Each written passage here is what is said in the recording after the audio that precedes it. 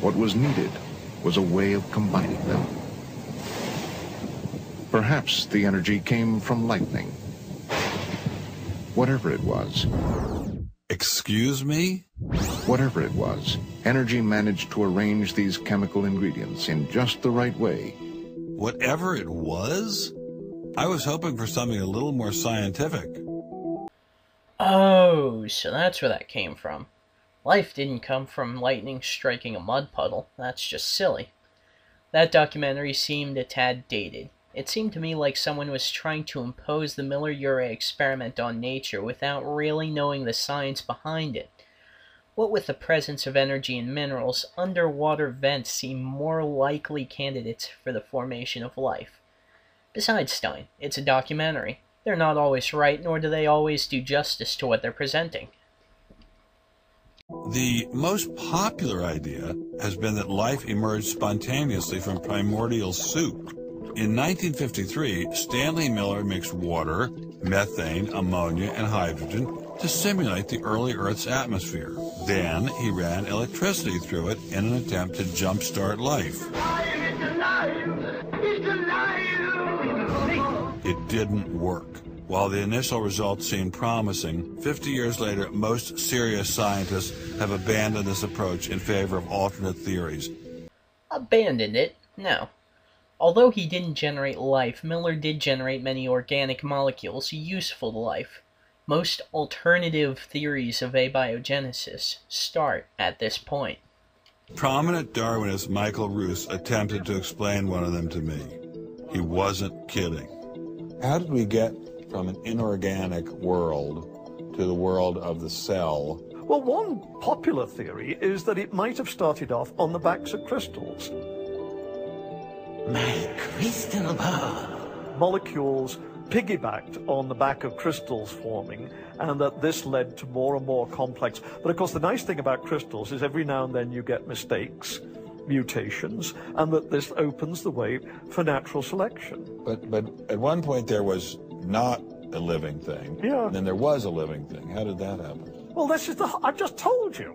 And I don't see any reason why you shouldn't go from very simple to more and more complex to more and more complex.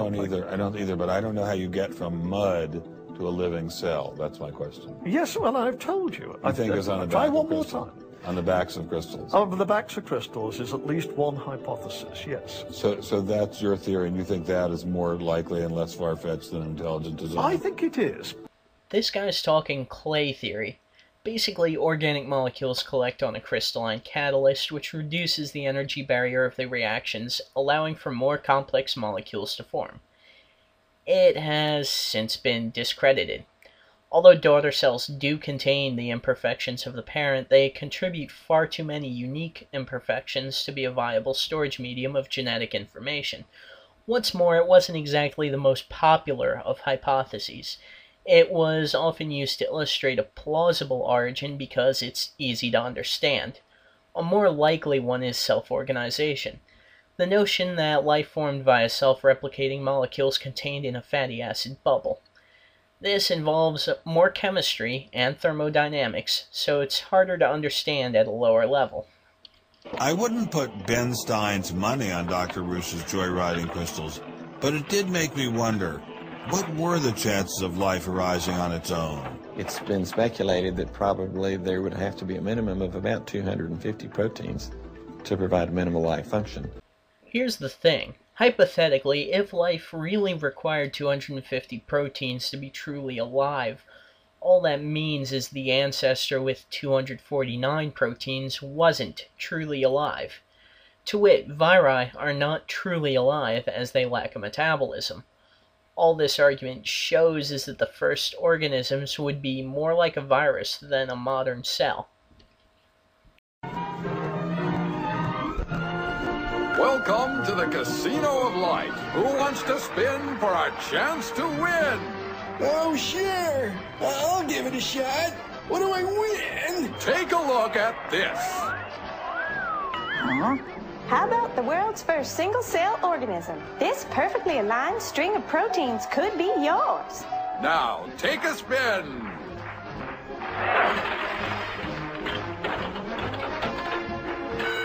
I won! Tina, tell him how many times he needs to do that to win the prize. 250. That's right, folks, and all in the correct order. But that's impossible. We've heard that before, haven't we, Richard? Come on, Mother Nature, do your thing. You stupid machine! I hate you!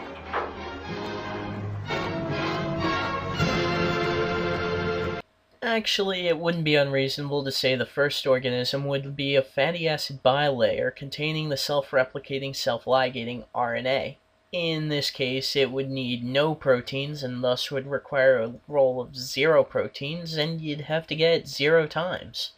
Moreover, such an organism would organize itself via thermodynamics, so the odds are in its favor. We're talking about something that's staggeringly improbable, roughly 1 in a trillion. Let all of life choose a million, a trillion. The number is essentially 0. Something has to skew nature to choose the ones that... Nature needn't be skewed. Mutation is what requires this offset. Nature provides it. That's natural selection. So, in the game of life, it looks as if the house always wins. Luckily, some serious scientific minds have figured out a way to beat the odds. Directed panspermia. When faced with the overwhelming problem of the origin of life, Nobel Prize winner Francis Crick proposed this theory, that life was seeded on Earth, which basically means aliens did it. Funny story. Intelligent design predicts a creator. That creator will either be a mortal being gifted with considerable technology, or a deity. That mortal being would, by definition, be alien to our planet, thus ID predicts aliens, or God.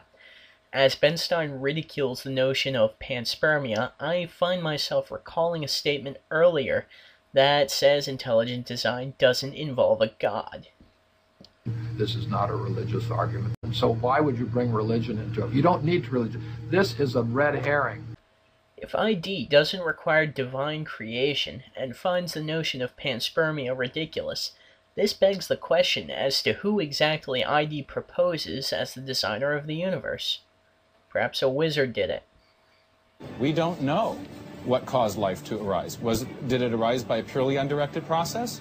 Or did it arise by some kind of intelligent guidance or design? And the rules of science are being applied to actually foreclose one of the two possible answers to that very fundamental and basic and important question. So the rules of science say we will consider any possibility except one that is guided. Exactly. Now, the rules of science say we will consider any testable hypothesis until it tests true or untrue. If it tests true, it will likely face scrutiny for some time. In other words, Stein, find a testable prediction of intelligent design, gather some evidence, then publish. No matter how life began, on the backs of crystals or in the test tube of some intelligent designer, everyone agrees it started with a single cell. No. No. I can't think of a single scientist that thinks things started with something so complex. That's like saying we learned to fly by building 747s.